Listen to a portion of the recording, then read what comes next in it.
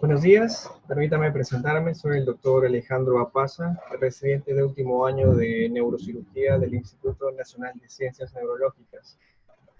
El tema de hoy trata sobre los tumores cerebrales, con un enfoque en cuanto al reconocimiento de esta patología, los síntomas principales, cuál es la prevalencia y la incidencia de estos tumores en nuestra población, sobre todo el manejo en la parte de la atención primaria de esta patología, que es muy importante.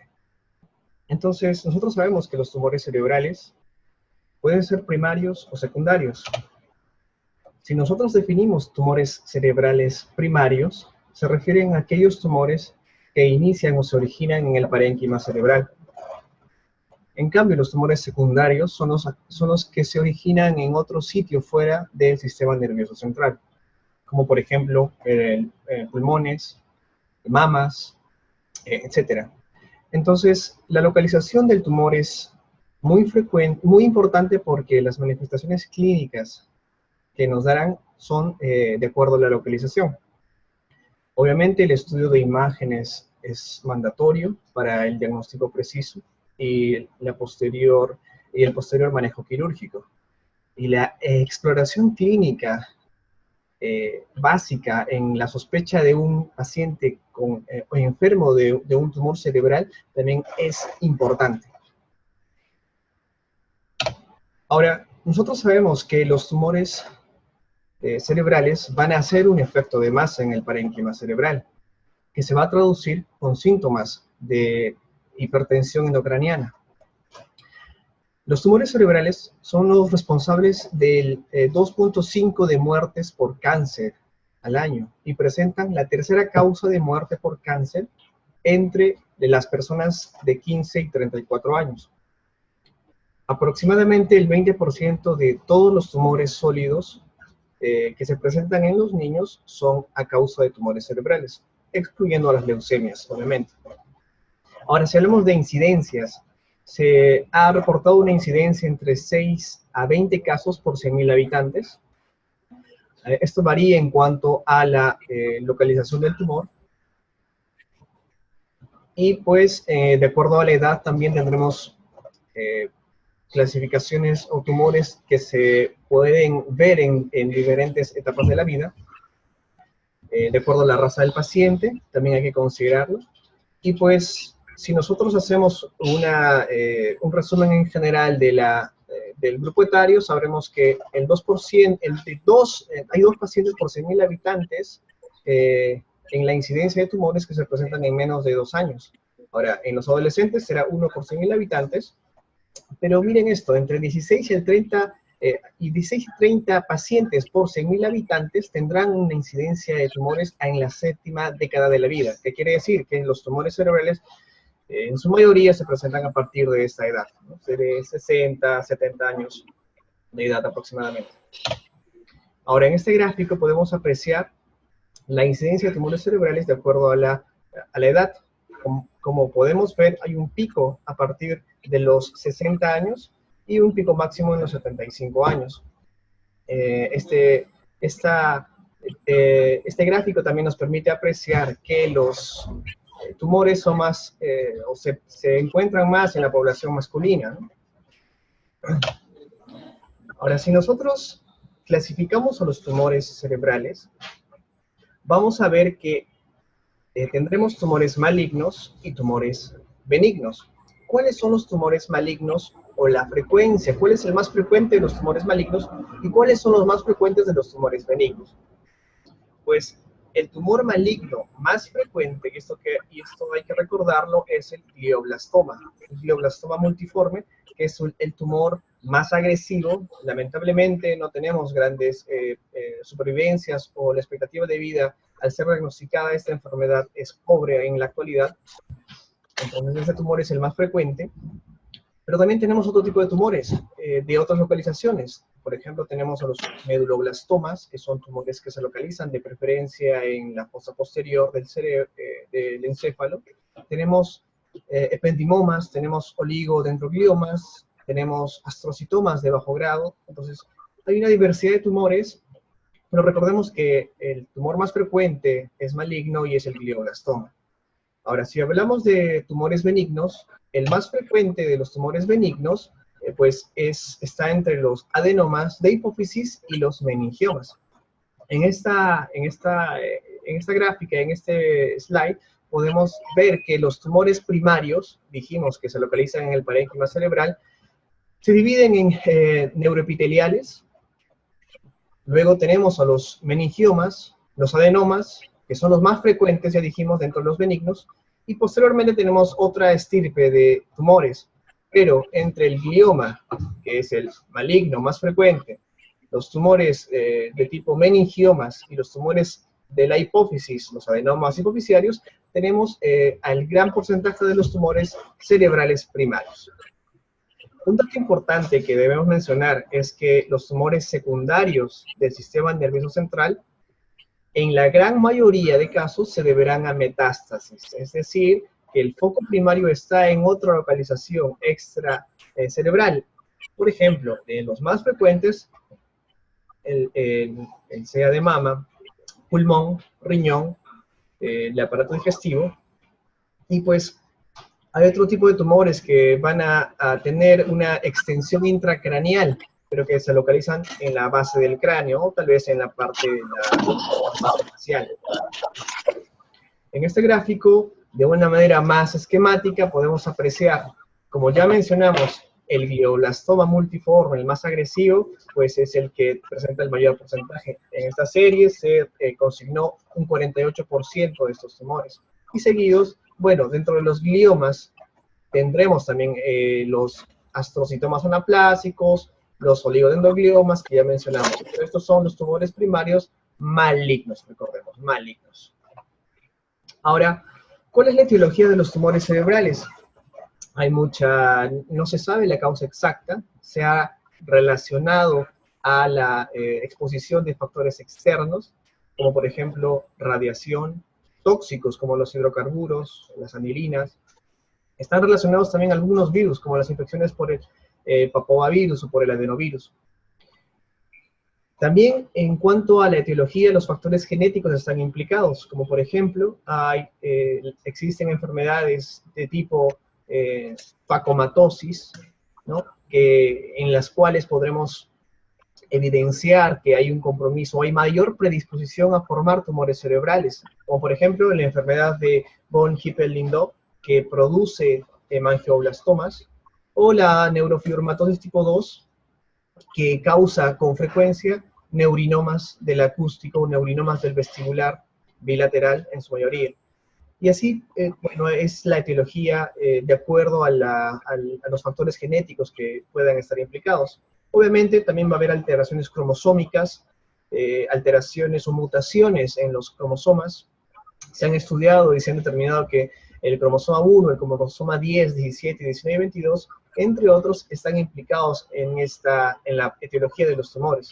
Y pues condiciones de inmunosupresión también ayudan a la manifestación o al crecimiento de algunos tipos de tumores, como por ejemplo los linfomas. Bueno, pero la relación en sí es que existen los proto-oncogenes más una mutación y una amplificación. Es decir, va a haber un incremento en la acción de los oncogenes que facilitan la mitosis celular y va a haber una disminución de los genes que suprimen este crecimiento, como por ejemplo mutaciones en el P53, en el 1P o en el 19Q. Entonces estos procesos, estas alteraciones van a producir proliferación celular, migración celular y neoangiogénesis, que va a contribuir al desarrollo y al crecimiento del tumor cerebral. Entonces, lo que sí está demostrado es que en las teorías que tratan de explicar la formación de los tumores, hay una corriente y la cual menciona que la diferenciación de las células va a ser anormal desde el momento en que empiezan a evolucionar o a crecer hacia células maduras gliales, es decir, a células cerebrales. Y pues la segunda es la desdiferenciación de las células ya crecidas o ya células neuronales, gliales maduras. Estas dos condiciones contribuirán al crecimiento de este tumor. Si nosotros conocemos esto, bueno, sabremos que la localización del tumor en el parénquima cerebral nos dará síntomas y manifestaciones clínicas específicas.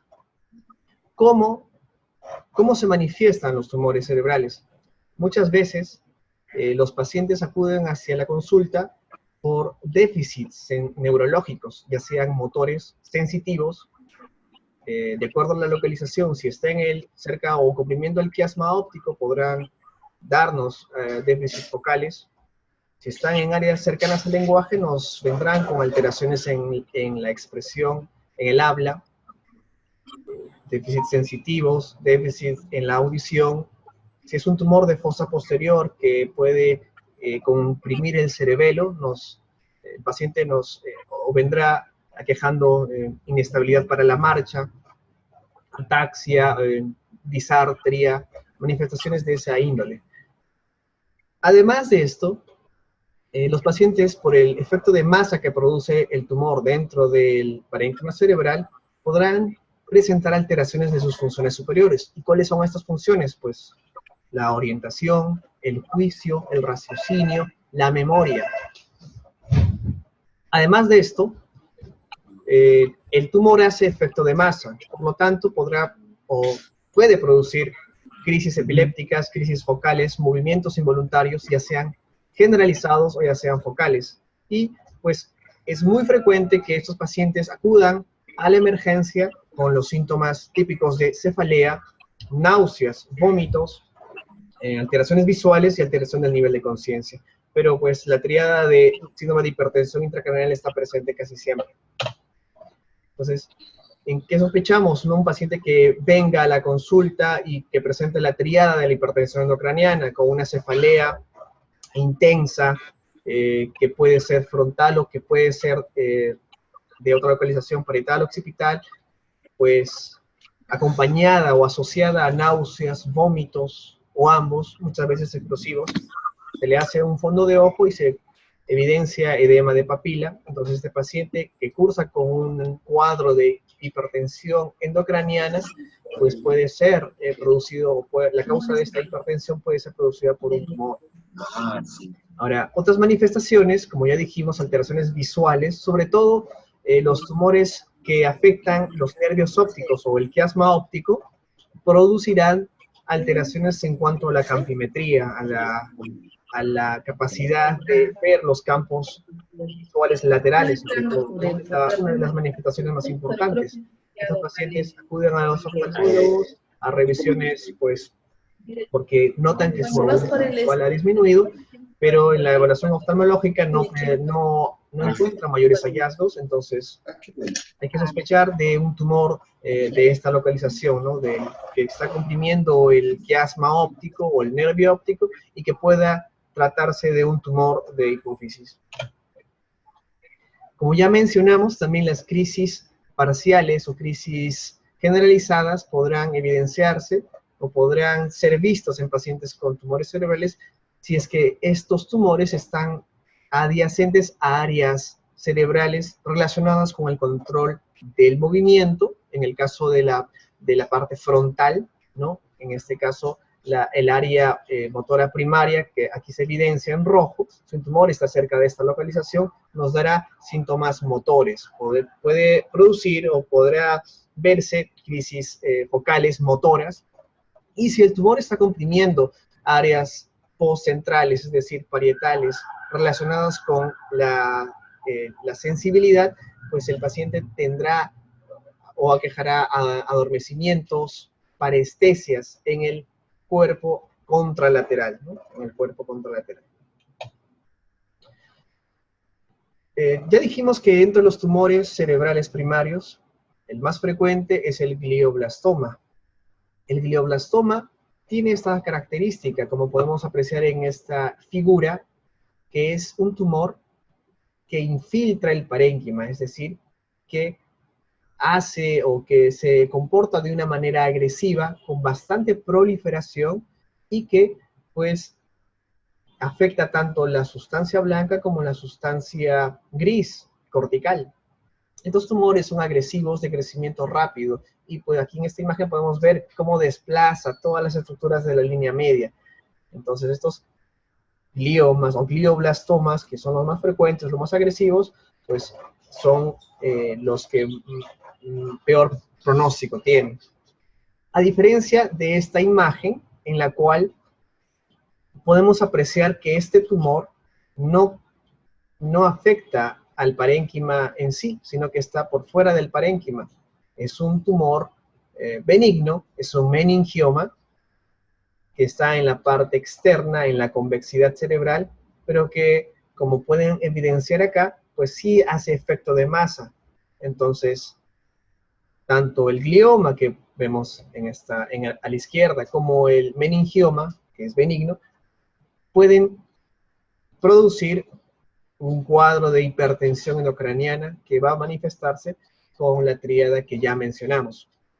Uno es agresivo, maligno, y el otro es benigno, con un alto porcentaje de curación al resecarlo en su totalidad.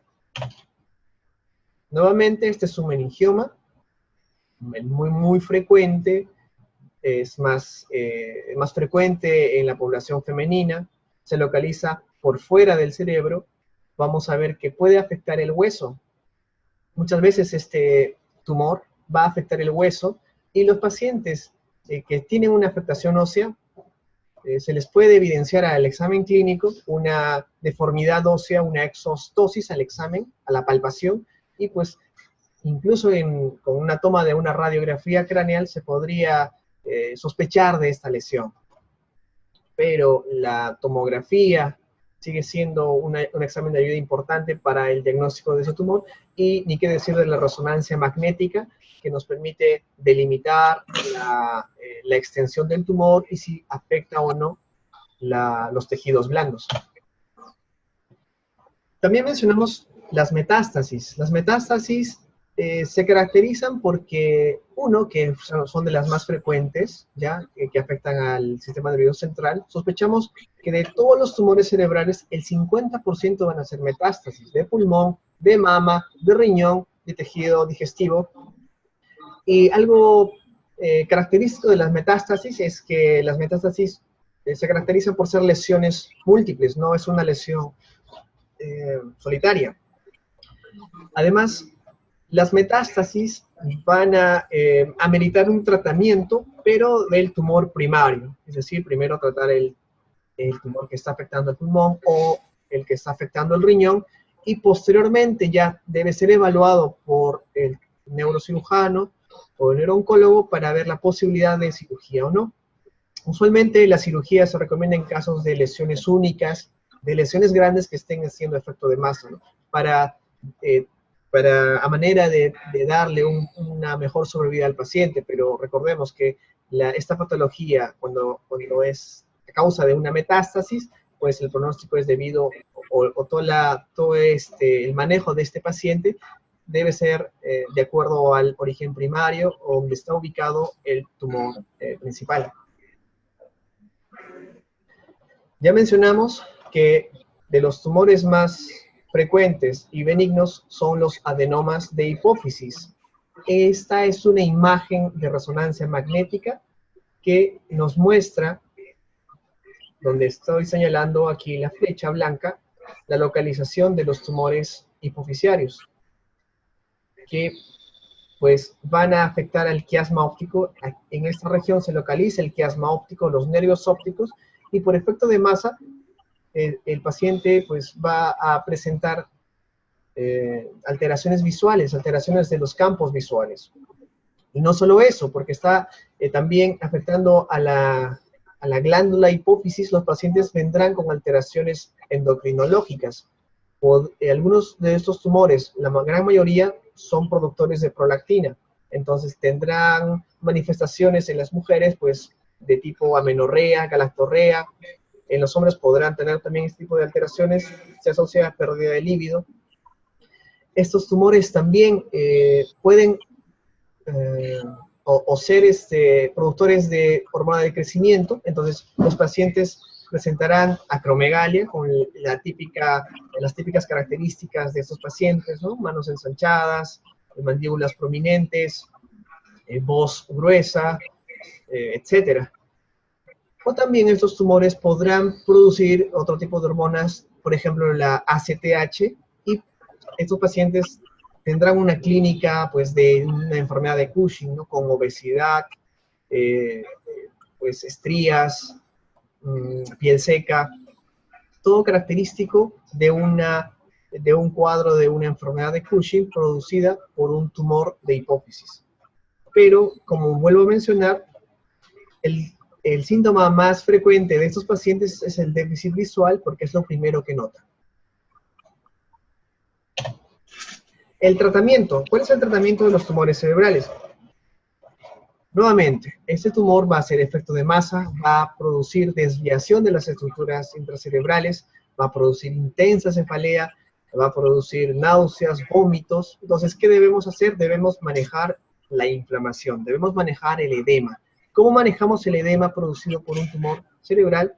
Pues los corticoides a altas dosis son nuestra primera arma. Se recomienda usar dexametasona a dosis altas, 8 a 12 miligramos en dosis de carga cada 6 a 8 horas. También utilizamos anticonvulsivantes de tipo fenitoína en horario, 100 miligramos cada 8 horas. Si hay cuadro de hipertensión endocraniana ya pues que es intenso y que no mejoras, necesitamos el uso de soluciones hiperosmolares de tipo manitol, el manitol al 20%, a dosis pues plenas de 1 miligramo por kilogramo de peso. En dosis de carga podemos iniciarlo y luego pues a cada 4 o cada 6 horas endovenoso. Toda esta conducta pues con el objetivo de manejar la hipertensión endocraniana. Y recordemos la cefalea que es muy intensa, entonces debe ser manejada también con analgésicos. Antiinflamatorios pueden funcionar en pacientes que no responden a este tratamiento. Debemos usar opiáceos de tipo pues tramadol o de tipo codeína endovenoso cada 8 o cada 6 horas, ¿no? Ahora, la cirugía, sabemos que la cirugía es la terapia de elección de los tumores cerebrales y sobre todo si hay una cirugía buena, óptima y con una resección casi total o total, pues el pronóstico de vida de estos pacientes es alto. Luego de una cirugía, algunos pacientes, de acuerdo al tipo de tumor que presentan, serán candidatos a recibir radioterapia, ya sea holocraniana, convencional, radioterapia de tipo estereotáxica, ya usando equipos especiales con un enfoque más preciso hacia el tumor, o también podrán ser tributarios de una segunda cirugía, ¿no? En los pacientes en los cuales no se pudo hacer una resección total en un primer tiempo operatorio. Entonces, el tratamiento médico, el tratamiento quirúrgico y el tratamiento post-cirugía son importantes en los pacientes. Y no olvidar el seguimiento. El seguimiento de los pacientes se realiza tanto clínico como imagenológico. Luego de la cirugía del tumor cerebral, los pacientes deben acudir a controles cada 2, cada 6 meses, y sobre todo los tumores que son malignos, pues controles mucho más precoces.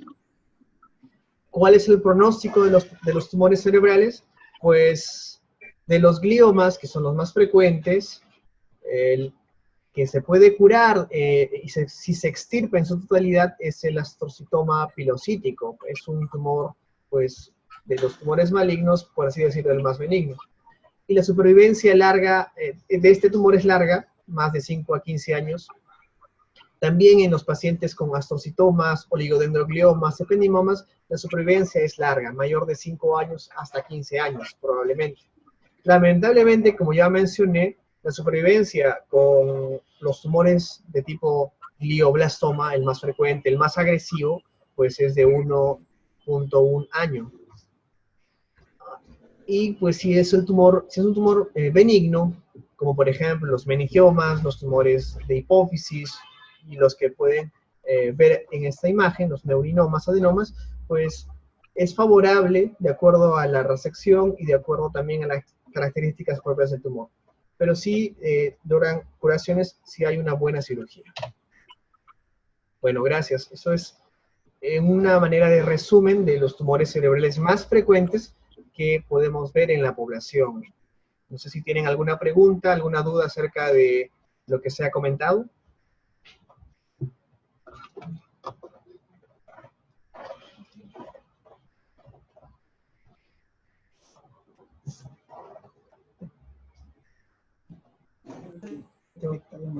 ¿Qué hospital lo maneja? Bueno,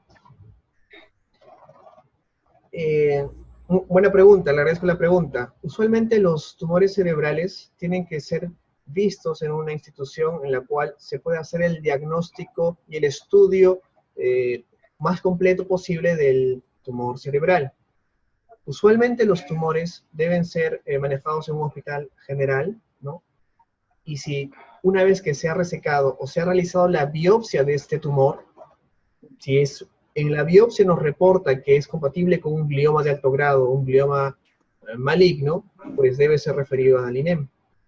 Pero si nosotros realizamos el diagnóstico por imágenes y clínico y todo nos orienta hacia un tumor benigno, pues esos tumores pueden ser manejados en el Instituto de Ciencias Neurológicas o en un hospital general, pero que tenga experiencia en el manejo y en la operación de tumores cerebrales. Algo importante es que estos tumores, al ser resecados, al ser intervenidos, necesitan un manejo postoperatorio en unidades de cuidados intensivos. El manejo postquirúrgico neurocrítico de estos pacientes es importante, porque muchas veces en el intraoperatorio sangran bastante. Ahora, en el caso de los niños, pues lamentablemente en el Instituto Mogrovejo no manejamos niños en la parte quirúrgica. Los deben referir, sí, por lo que tengo entendido, al Hospital del Niño de San Borja, al Instituto Nacional del Niño de San Borja o de Breña, ¿no? Que en estas instituciones son los que hemos evidenciado que sí están interviniendo estos pacientes y con buenos resultados.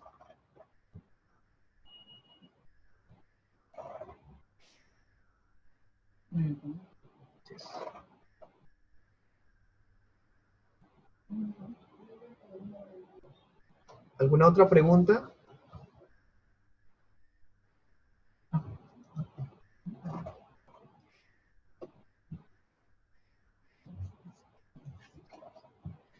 Bueno, a ver, la asociación con el uso de celulares, y sí, se hizo, bueno, vieron, ¿no?, que podía haber una relación en cuanto a la radiación que emiten los celulares y a los tumores cerebrales, pero hasta el momento no hay evidencia sólida y categórica de que el uso de celulares, pues, estén relacionadas con el origen de tumores cerebrales. Pero sí el origen de los tumores cerebrales es multifactorial, no se puede determinar una sola etiología. Hay una predisposición y también pues hay un tema, en algunos casos ambiental, a la exposición de ciertos insumos tóxicos, radiación, sí, pero de alta intensidad. El uso de celulares aún no, hasta el momento, hasta la fecha, no se ha demostrado que sea la causa de un tumor cerebral.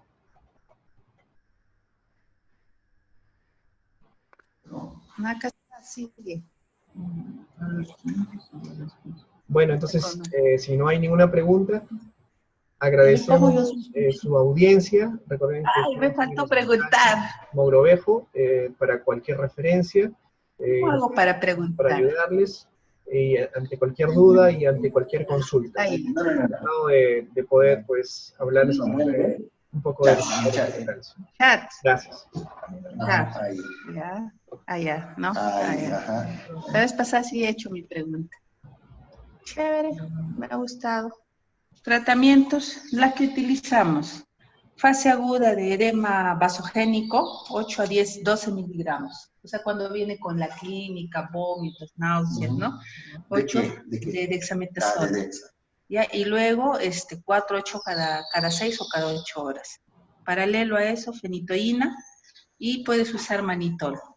Dosis de ataque, 1 miligramo por kilo de peso. Sí, está indicado de dexametasona. Edema vasogénico. no en hipertensión endocriniana. A ver, ¿podría hablar más fuerte que no le alcanzo a escuchar? Dijo algo acerca del uso del manitol, acerca del uso de anticonvulsivos y corticoides. Doctor, buenos días, agradeciendo la exposición desde el Hospital Regional de Ayacucho. ¿Cómo está? Buenos días. Buenos días. Nuestra duda era con respecto al uso de dexametasona en edema vasogénico, claro que sí, contrarrestando la hipertensión endocraniana con el uso de manitol. Entonces, usted nos había indicado, ¿no?, el uso de dexametasona y manitol en ambos casos. La duda era por el edema y la dexametasona. Ok. Claro, el edema, en este caso, producto del tumor, sabemos que es un edema, pues vasogénico, ¿no? Hay alteración de la capilaridad de la membrana del vaso y de la barrera hematoencefálica, ¿no? Que recordemos es la que permite la nutrición del parénquima cerebral. Ahora, la dexametasona sí hemos visto en la práctica diaria que ayuda al control del cuadro del edema y sobre todo, no solamente el edema, sino también el manejo del cuadro hipertensivo, manejo del dolor. Obviamente que se prefiere el uso de soluciones hiperosmolares para el edema agudo, sobre todo el uso de manitol, ya que en la práctica hemos visto que al usarlo, bueno, me olvidé mencionar también el uso de soluciones de tipo solución cloruro de sodio o al 3% o al 7%, ¿no? Que también se ha descrito en la literatura para manejo de hipertensión endocraniana y relacionada al edema.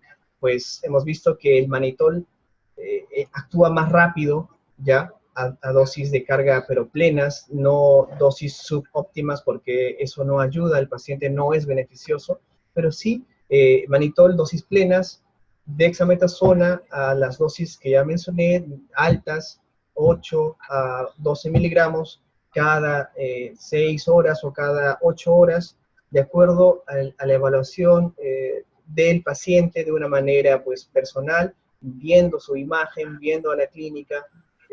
No habría ningún problema manejando con estos fármacos este cuadro de emergencia, ¿no? Pero hemos visto que nos va mejor con el manitol que pues con el cloruro de sodio al 3% o al 6% o al 7.5% en algunos casos, ¿no? Agradecemos, doctor, su respuesta, muy amable. De nada. Bueno, ahora sí, me despido de todos ustedes. Gracias por pues, estar aquí acompañándonos y pues listos para una siguiente oportunidad. Muchas gracias.